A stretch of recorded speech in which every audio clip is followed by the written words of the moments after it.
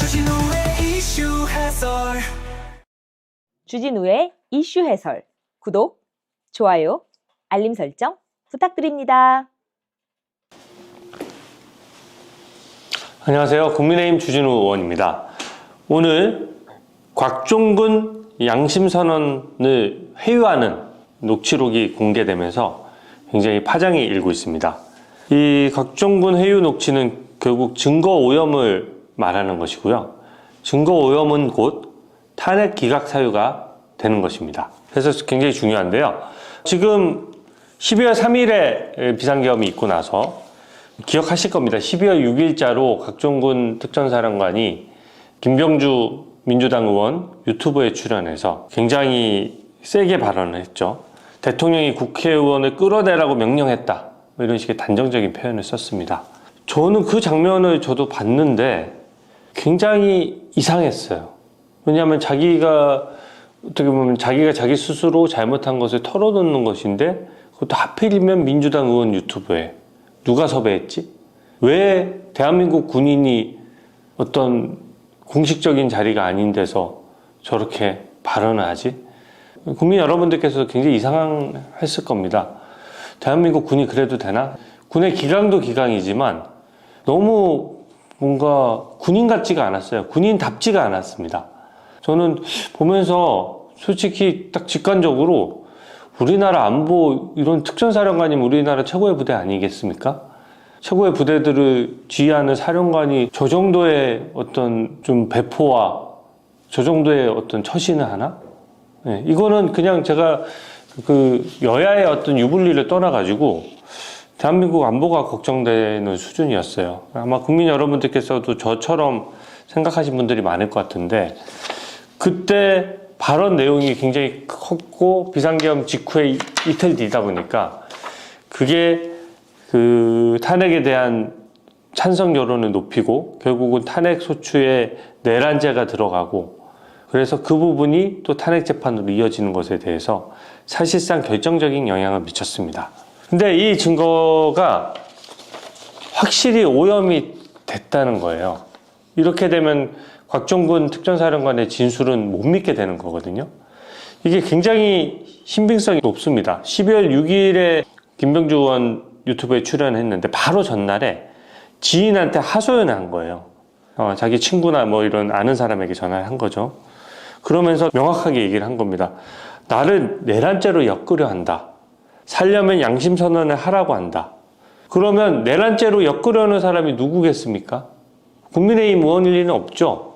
민주당 김병주 의원이나 민주당 의원들이 아빠가 그렇게 한 거예요. 너 그렇게 하면 내란죄로 엮어서 평생 빚 못 볼 줄 알아라. 뭐 이런 식의 상당한 협박에 가깝죠. 그래서 내란죄로 엮으려고 한다라는 표현을 쓴 거예요. 그러니까 곽종근 특전사령관 입장에서는 본인은 내란죄로까지 생각을 안 한 거예요. 오히려 보면은. 그때 상황은 내란죄는 성립하지 않는다라고 생각하고 생각도 안 하고 있는데 내란죄를 들먹이면서 그러니까 엮으려 한다는 표현이 있는 거죠. 들먹이면서 겁박을 하니까 본인이 나를 내란죄로 엮으려고 하는구나 라고 해서 겁을 먹은 것이죠. 그리고 특히 양심선언을 하라고 한다. 양심선언도 하라고 하는 주체가 누구겠습니까? 민주당 의원들이겠죠.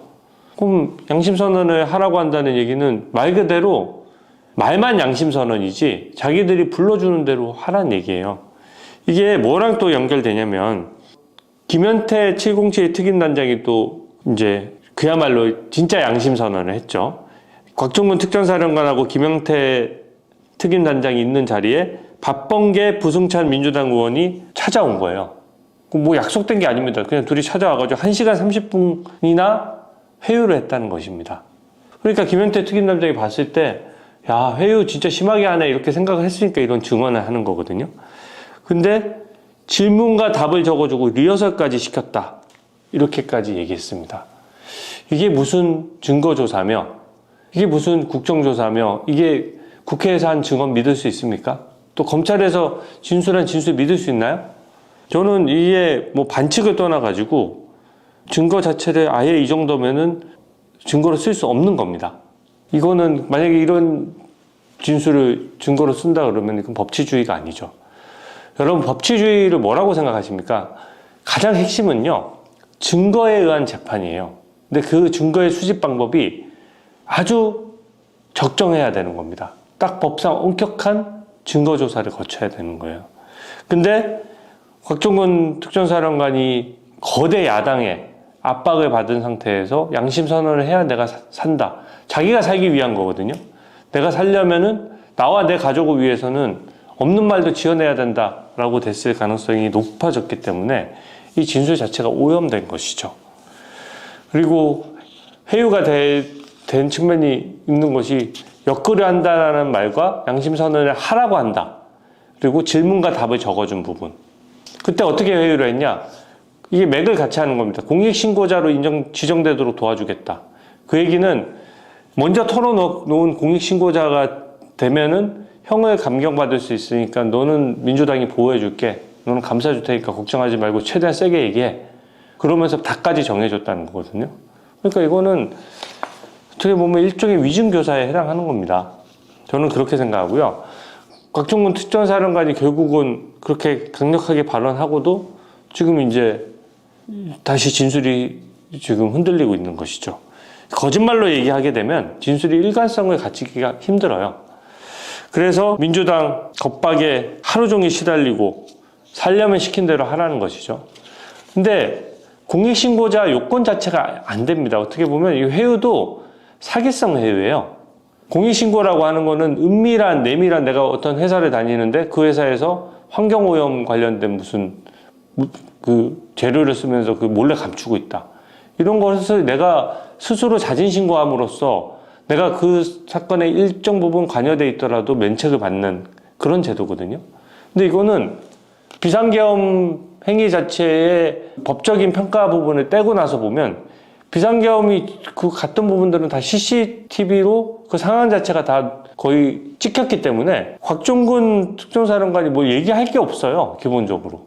그럼에도 불구하고 이것을 공익신고자로 어떻게 보면 핵심 역할을 하는 사람인데 같이 내란죄가 인정되면 다 같이 내란죄가 인정되는 것이지 핵심 어떤 역할을 수행했던 사람이 갑자기 몇 마디 민주당이 시킨 대로 말을 떠들었다라고 해서 그 사람 자체가 면책되는 상황이 과연 정의에 부합하겠습니까? 그러니까 정의와 법치주의에 부합하지 않기 때문에 공익신고자 요건도 안 되는 거예요. 그러니까 지금 민주당에서 회유를 하면서도 그 와중에 사기를 친 것이죠. 근데 이게 탄핵 재판하고도 엄청나게 연결이 돼요. 탄핵 재판에서 무려 31명의 증인이 신청됐는데 8명만 채택돼가지고 정말 적은 숫자의 증인들만 증인신문을 했거든요. 근데 8명 증인 중에 보십시오. 곽종근 특전사령관은 지금 얘기했다시피 민주당에서 오염된 게 스스로 털어놓은 본인의 음성이 나와버렸어요. 홍장원 국정원 1차장도 마찬가지입니다. 본인이 메모 썼다라고 얘기함으로써 자기 진술의 신빙성을 더했는데 메모가 알고 봤더니 다른 사람이 쓴 거예요.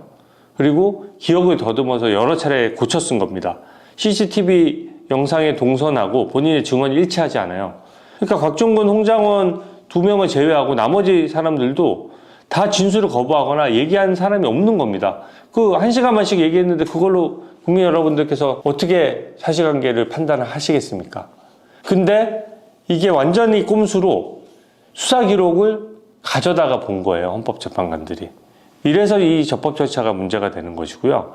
헌법재판관들 중에 지금은 다수결로 이런 식의 엉터리 재판이 끌고 가지만 헌법재판관 3명만 이런 증거 수집 방법에 동의하지 않는다라고 쓰면 이 탄핵 심판은 적법 절차를 지키지 못했기 때문에 애초에 기각되거나 각하될 수 있는 것입니다. 저는 헌법재판관들이 법률과 양심에 따라 우리나라 법치주의를 꼭 지켜줬으면 한다라고 생각하고요. 8명의 재판관이니까 3명의 재판관만 이 부분에 대해서 확고한 법치주의를 수호하겠다는 신념을 보여주기를 바랍니다. 특히 이 기록은 220건이나 되고 7만 쪽에 이르러요. 그리고 거기에 있는 수많은 조서들이 얼마나 서로 상충되는 내용도 많고 따져볼 게 많겠습니까? 근데 8명만 채택했다는 거는 어떻게 보면 기록 서너 건당 1명 정도를 불러본 거거든요. 기록이 한 이 정도 두께가 됩니다, 기본적으로. 그러니까 7만 쪽이니까 거의 책으로 따지면은 만쪽에 달하는 증거들 중에 만쪽당 1명씩 정도 불운택이에요.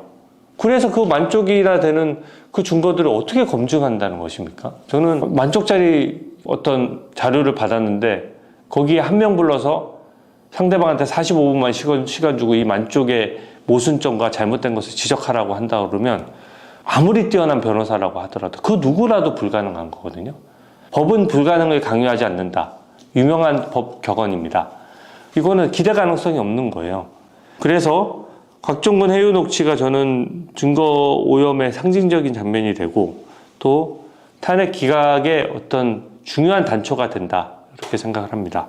특히 이 해유 녹취도 변호인단이 조속히 증거로 제출하고 변론 재개 신청을 해야 됩니다. 그래서 물론 저쪽에서 저 문영배 재판관 대행이다 탄핵 TF다 해서 또 기각할 수도 있죠. 이것이 법치주의의 어떤 역사거든요. 역사적으로 남겨놔야 돼요. 이런 변론 재개 신청을 하고 그렇게 함으로써 곽종근 이런 새로운 증거가 발견되고 홍장원도 새로운 증언이 있으니까 한 번 더 불러봤잖아요. 곽종근은 왜 안 불러봅니까? 다시 증인신문을 해서 이 민주당의 해유 과정, 증거의 오염 정도를 체크를 반드시 해야 탄핵 심판의 결론에 이르를 수 있다고 생각하고요. 곽종근, 홍장원 빼고 나면 6명밖에 안 됩니다. 그 중에 또 사실상 증언 거부를 한 사람들이 많기 때문에 사실상 증언만 놓고 보면은 몇 개 없는 거예요, 증거가. 사실관계를 확정할 정도가 안 되는 것이고 나머지 7만 쪽은 전부 다 상대방의 반론권이 보장되지 않은 또 형사재판에서는 결코 증거로 쓸 수 없는 아예 변호인단이 나 이거 증거에 동의 못해 라고 하면 법정에서는커녕 재판부에 절대 제출될 수조차 없는 그냥 백지나 마찬가지죠. 그런 것들로 증거를 삼는다면은 이거는 증거의 수집 방법부터 잘못됐다라고 생각하고요. 증거에 의한 재판이 아니라고 생각합니다. 증거에 의한 재판을 받는다. 옛날에 조선시대에 그 고문하면서 네 죄를 네가 알렸다. 네가 먼저 토설해봐라. 이렇게 했던 그것들이 법치주의가 아닌 것처럼 결국 거기서 왜 법치주의가 아니라고 합니까? 그 증거에 아무리 자백을 받는다 한들 그 증거의 수집 방법이 위법하기 때문이죠. 이것도 마찬가지예요. 현재 마치 본인의 신상과 가족에 대해서 칼만 안 들었지 엄청나게 협박한 거 아닙니까, 민주당이? 곽종근 특정사령관에 대해서 그렇게 강한 협박을 했다는 것 자체가 곽종근 특정사령관에 대한 증언은 아예 오염됐다. 아예 증언으로 삼을 수 없다라고 생각하고요. 변론 재개 신청을 통해서 적법 절차에 따른 탄핵 재판이 다시 재개되어야 한다라고 생각합니다. 이 사안은 탄핵이 기각될 만한 중대 사안이라는 점을 다시 한번 말씀드리면서 오늘 해서 이것으로 마치겠습니다. 감사합니다. 주진우의 이슈 해설